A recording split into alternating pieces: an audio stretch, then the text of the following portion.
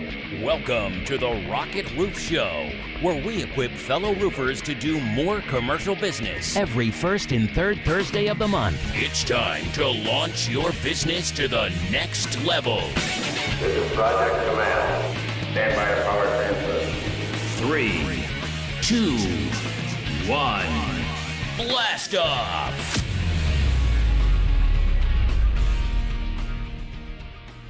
Hey, welcome back to another episode of the Rocket Roof Show with your guest Andy Neer. I started this roof show a few months ago. Basic premise is educating and equipping commercial roofing contractors in the commercial roofing industry. Here today I have with me Simon Lee, and it's an honor to sit down and talk with Simon because I have quite a few mentors and coaches in my life, and one of my mentors is a guy named Sam, and this is actually Sam's mentor, and so it's great to have the mentor of my mentor. And so some of the major changes I've made in my life and business and stuff in the last few years has been in direct sessions of learning and growing through some of the things I've learned through these guys. So the topic I want to talk about today is 2020, technology and the internet and social media and all those things are just moving at such a fast pace, whether it's a business, whether it's life.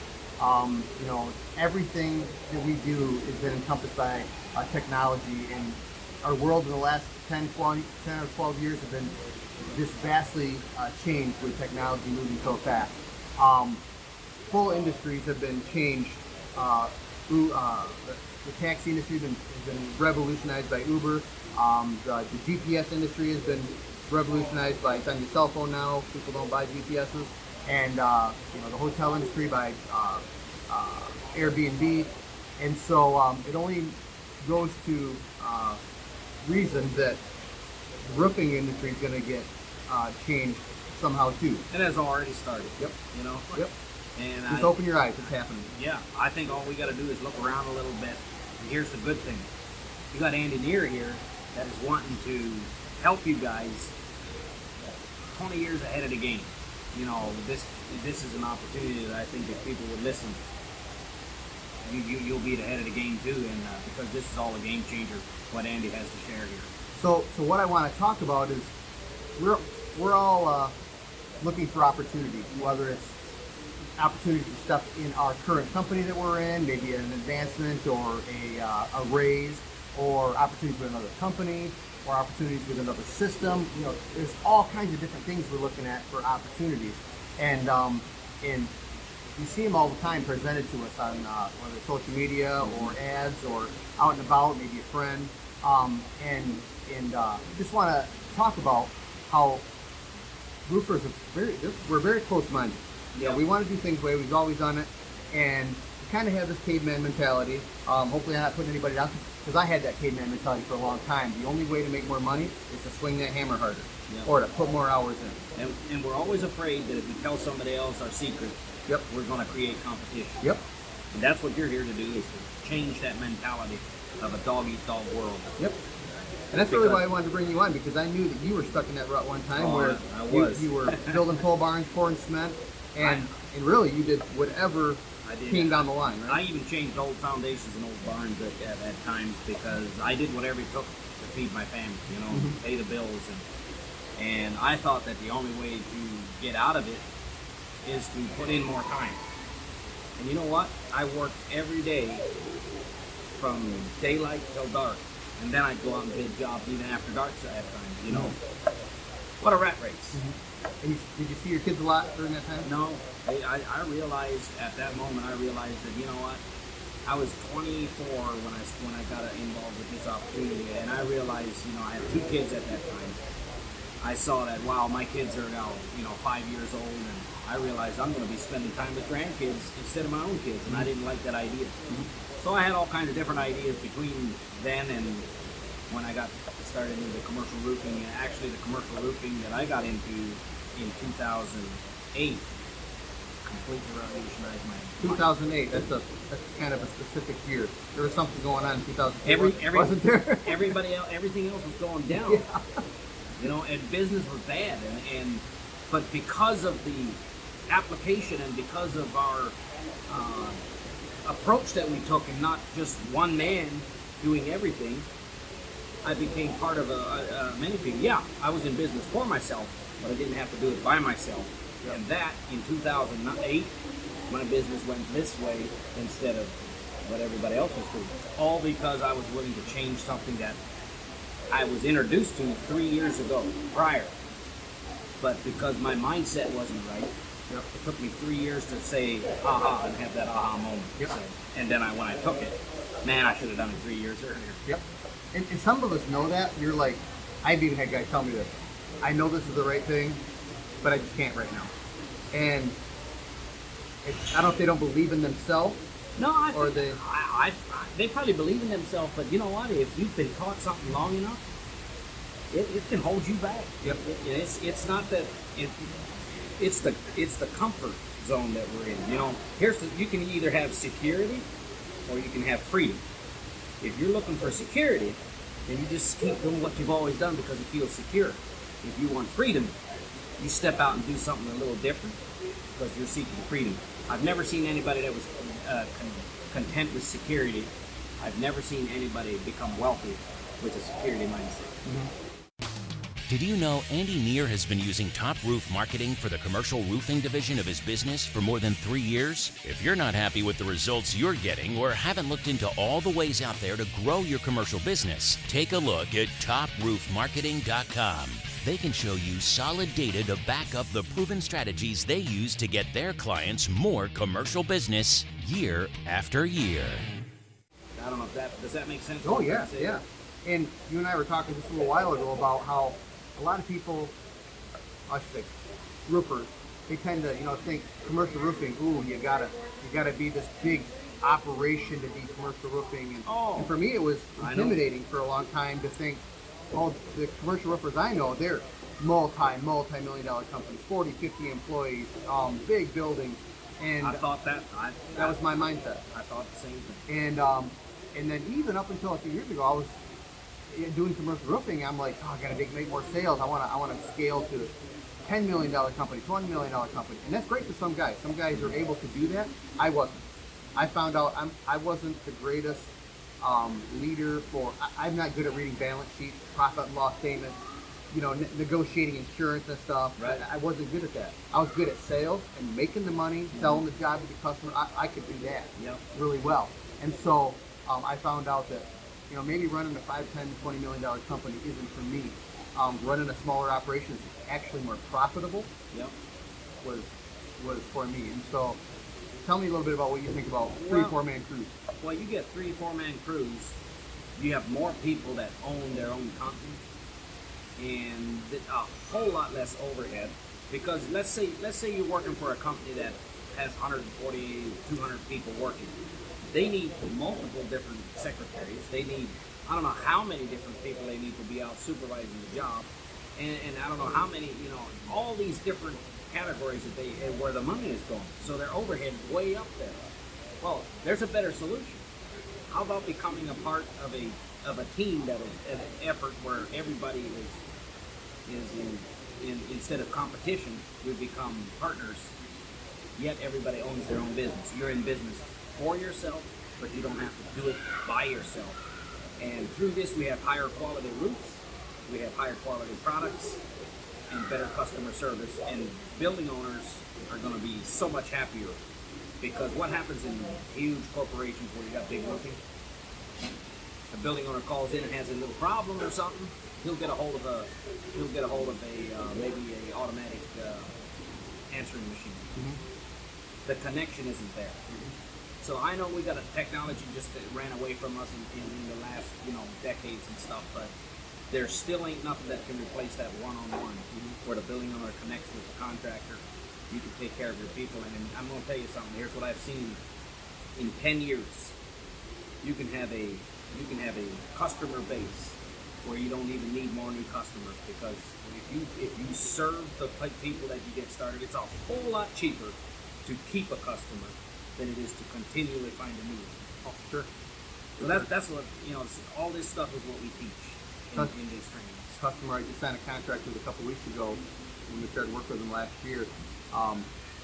when I came to my first appointment with this guy, he said I was referred by a local supplier, and then he proceeded to tell me that they're going to need to either have the roof done in the next year, but they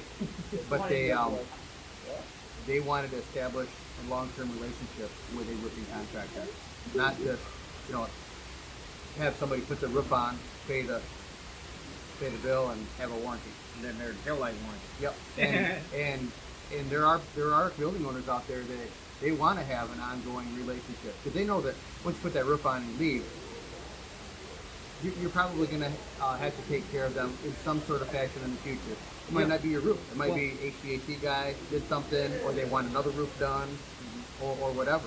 Well, every roof needs a maintenance program on it, and that building owner doesn't want to get you as a contractor to come do the roof and then find some other contractor to make sure the drains are open and make sure to do the maintenance stuff. Any building owner would rather have a relationship with somebody that they trust, somebody that will go back on that roof every year and make sure the drains are open and check everything out and make sure it's good. Yep. You do that, you got a loyal customer for life, and you'll have all his friends too. Yep. So, because they'll tell people. Yeah, for sure. You know what? Here's the thing: a bad name goes very far. A good name goes far. Yep. That's just how it works. It is. I love so we're here to help people. Yep. See that there's an opportunity here. We've got something here, and Andy, you've got something here that you're willing to share with people. If they're open-minded, if they're at all willing to see the potential that you have here, I think you could revolutionize their business. Yep. And a lot of people have this idea of competition.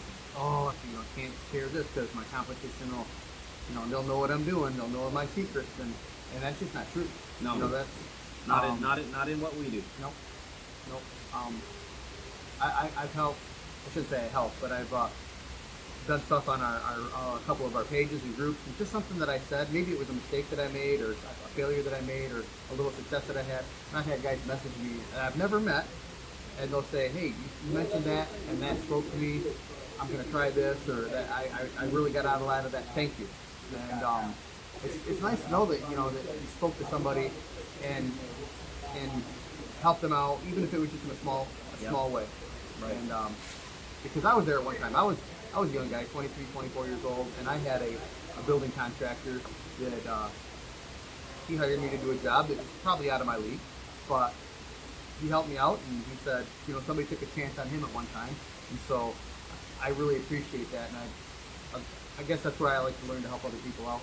Right. And, well, I've seen in America, I've seen people with all kinds of money, very rich, they got a lot of money, but they have no time. Mm-hmm. I've seen other people that have all the time in the world, but they have no money. I define success when you have enough time and money, so that you can do the things, you have time to do the things you want to do and that you deem important, and you have enough money that you can afford to do it. Mm-hmm.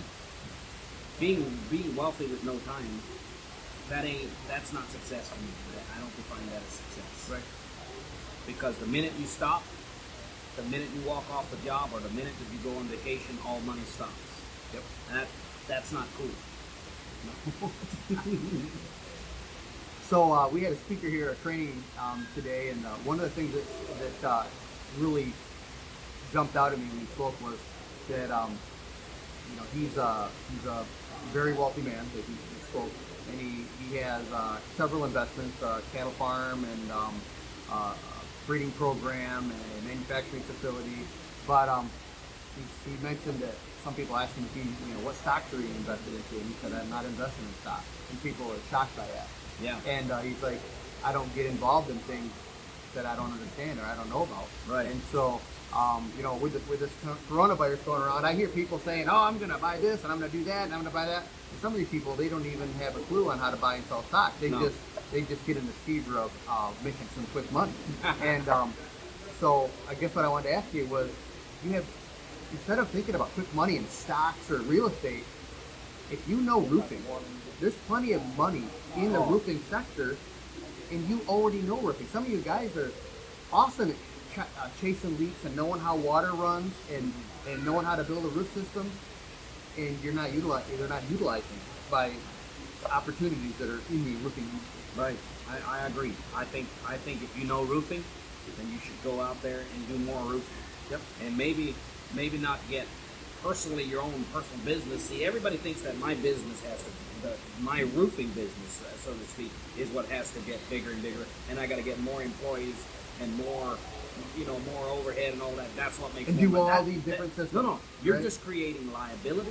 You're creating workman's comp. How about an opportunity to make more money than all this overhead and big liability? How about an opportunity that you can cut down on workman's comp, cut down on overhead in insurance and on all these different liabilities? And you check this out. You check out what you're talking about. If somebody comes in here with an open mind and checks this out, they're gonna de-stress so much. They're not. I know it sounds too good to be true, but come check it out. That's all I can say is come check it out. Mm-hmm. You owe it to yourself to not always think the same that you've always thought. Because if we always think what we've always thought, we'll always get what we always got. Mm-hmm. So we got to change just a little bit. We're not asking anybody to stop doing what they're doing, but just take a look at this. I think we can. We can definitely change their life. Yeah, for sure. I know I'm glad I did. In 2015, I started working with your team. Really, it was Codys. I was doing coatings with another manufacturer, and the only reason I started working with you guys' team is I wanted to do a coating that had better training. That was really the only reason. Most people think that even if you want to talk, part of our deal is coatings. Mm-hmm. But we're not just slapping coatings on roofs. We have an entire system in place. Mm-hmm. We take pride in not just coating roofs, but installing systems. Mm-hmm. And when you take the systems approach, we're not the cheapest guy out there. We don't want to be. You go down the road and you'll see the cheapest guy is all peeling and it doesn't work, and that's why people think coatings is a Band-Aid. Dude, we can give a written warranty of even 30 years. Because rather than tearing off roofs and filling our landfills, rather than tearing off roofs and open the building to expose the building to the elements, how about keeping the money that the building owner already put in there and just restore what's there? And this thing can be redone over and over. Renewable warranties. Mm-hmm. Building owner will save money, and the contractor will make more. Everybody makes more, and that to me is what I call a win-win situation. Oh yeah, deferring that cost on down the road. Yep. Roofs that pay for themselves through energy savings. Yep. So if you install a roof that is not going to pay for itself through energy saving, it's going to cost itself over and over. Mm-hmm.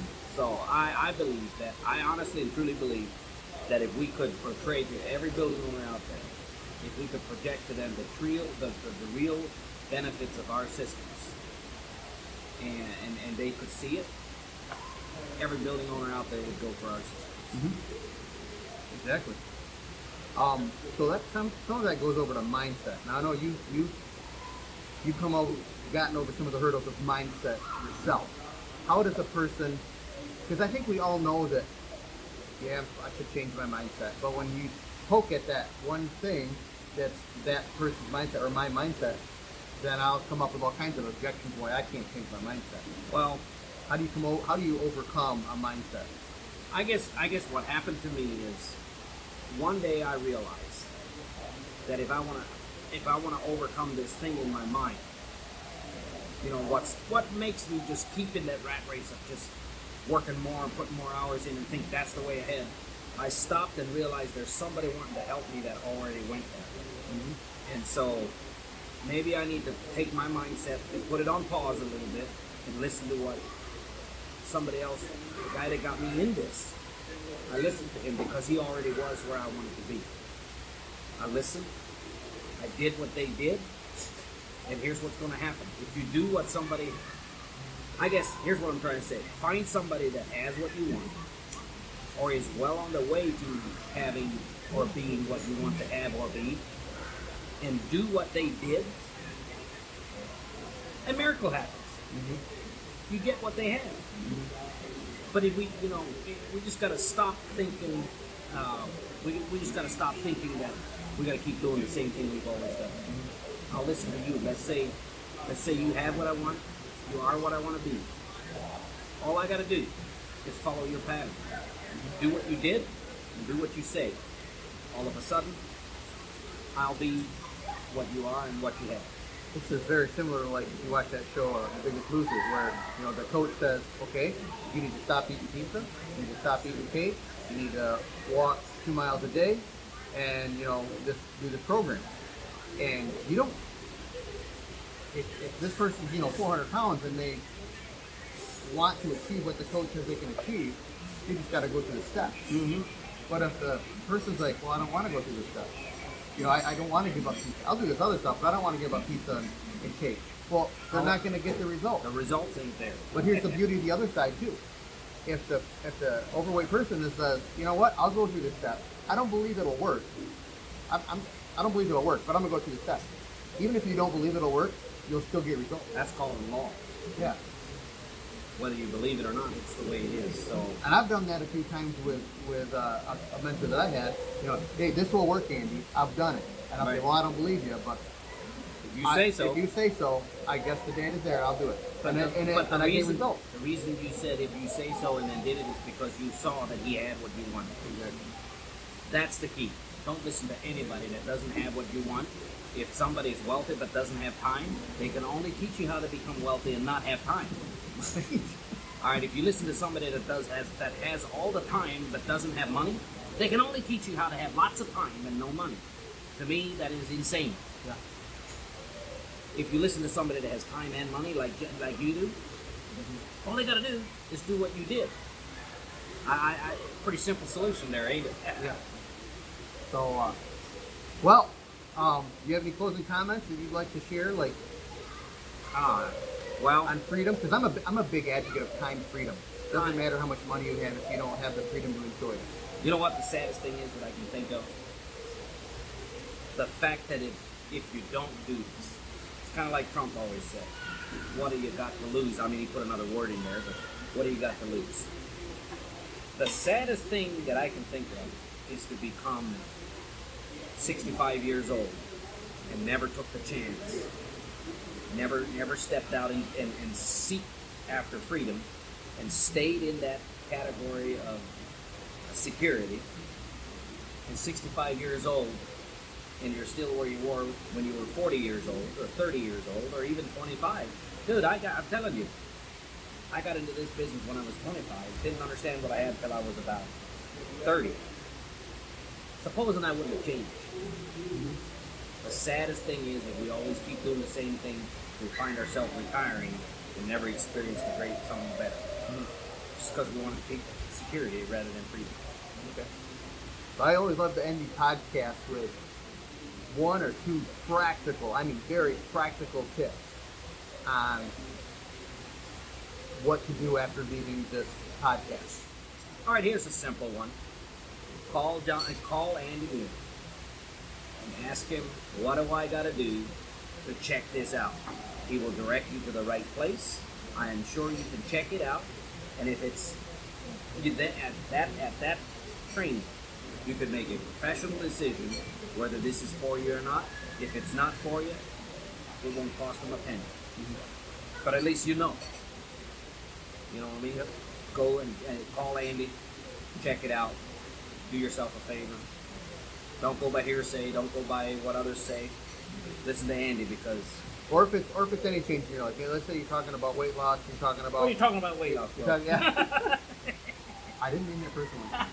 Or if it's real estate, or if it's something like that, instead of taking no inaction, say, who do I know that is already successful in this thing that I want? Absolutely. And then, here's the key point. Go talk to them. Go ask them, hey, can I take you out for coffee?